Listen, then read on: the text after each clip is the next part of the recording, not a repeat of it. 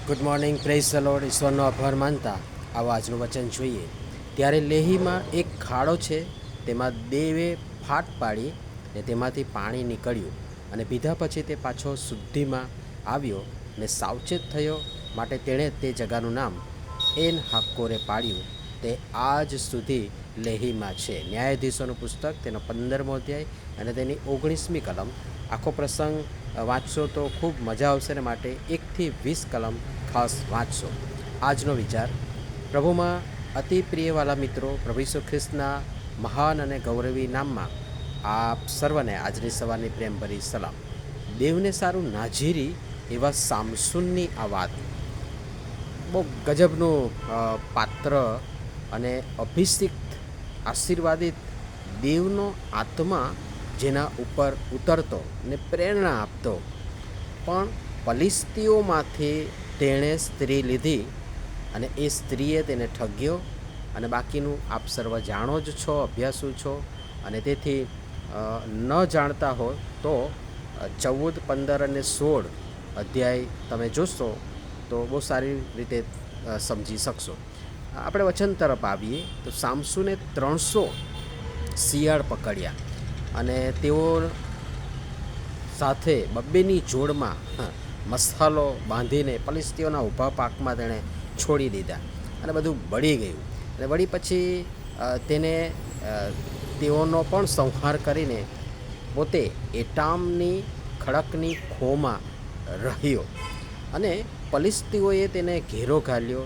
યહૂદિયાના 3000 માણસો તેની પાસે આવ્યા, સામસુનની પાસે આવ્યા, અને આવી પડેલ એ આફત વિશે જણાવ્યું, અને તેને પલિસ્તીઓને સોંપ્યો. ને ફરી યહોવાનો આત્મા સામસુન પર આવ્યો, ને એકમાત્ર ગધેડાના જડબાથી 1000 માણસોને તેણે માર્યા. અને પછી આ પ્રસંગ આવે છે. પછી સામસુન થાક્યો, તરસ લાગી, ને તેણે યહોવા દેવને વિનંતી કરી.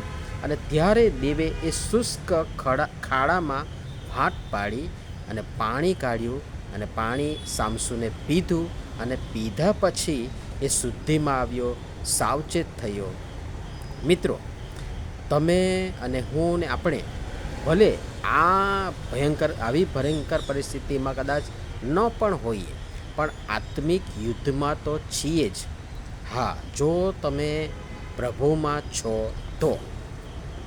કારણ કે ખ્રિસ્તી જીવન એ સંઘર્ષમય જીવન છે, જેમાં શૈતાન સાથે સીધો સંઘર્ષ અને ઘર્ષણ થાય છે. અને એ માટે તમારે શૈતાન અને તેના અપદૂતો સાથે સતત લડવું પડશે, સંઘર્ષ કરવો પડશે. અને ક્યારેક આપણને થાક પણ લાગશે, આપણે નિર્ગત પણ થઈશું. અને ત્યારે તમે દેવને હાંક મારો, એન હાક્કોરે. ઘણા સંજોગો અને પરિસ્થિતિ એવી આવશે કે જાણે તમે ઊંડાણમાં ઉતરી ગયા હો, ખાડામાં ફસાઈ ગયા હો, તમારી સાથે કોઈ ન હોય, କିନ୍ତୁ ત્યાંથી પણ તમે હાંક મારશો, એન હાક્કોરે, એટલે કે હાંક મારનારનો જરો. એ જીવતા દેવ તમારી હાંક સાંભળશે, તમને પ્રત્યુત્તર આપશે, અને એ ઊંડા ખાડામાં ફાટ પાડશે. એટલે કે અશક્ય તથા અસંભવ બાબતો દેવ તમારા માટે, મારા માટે, આપણા માટે કરશે. અંધકારમાં પ્રકાશ રેલાવશે. એ ખાડાને જ પૂરી દઈને તમને તેમાંથી બહાર